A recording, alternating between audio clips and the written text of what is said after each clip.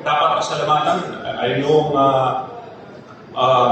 all of you deserve the fact na you came here sa venue to celebrate our anniversary is a gift, a blessing to us already. So, hindi na ako na-mention tanan kasi daghan kayo mo, but I would like to mention a few. Like, for example, my good friend, Engineer Victor Reyes Salas, who came here, I think, from Jensen to come here and celebrate the anniversary of our association.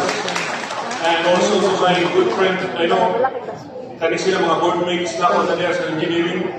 I don't know if they're still calling the good old days in Cebu. Thank you guys for being there. You are always my friends there. I mean, you've supported me and you've been with me through all the years. So thank you for your support. And sa akong family, sa akong mga igagaw sa tanunin panabang na pirmi. So thank you, including sa akong mga titos and titas and of course ang mama. And sa family, sa akong wife, sila Buing, gikan po sa Manila, si Grace.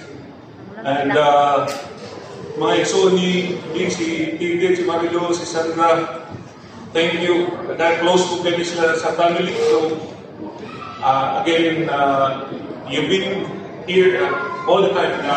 Naamin sa mong married life, naamin sa mong kiliran to support us. So, to my kids also, thank you for being good kids. We will continue to support you whatever you want in life. Okay? As long as spend anything, as long as less than 1,000 pesos, it's okay. Okay. So, without kidding aside, sa akong mga apparently sa groom side and sa bride side, thank you for coming. You're welcome. Oh, so dili na daw po.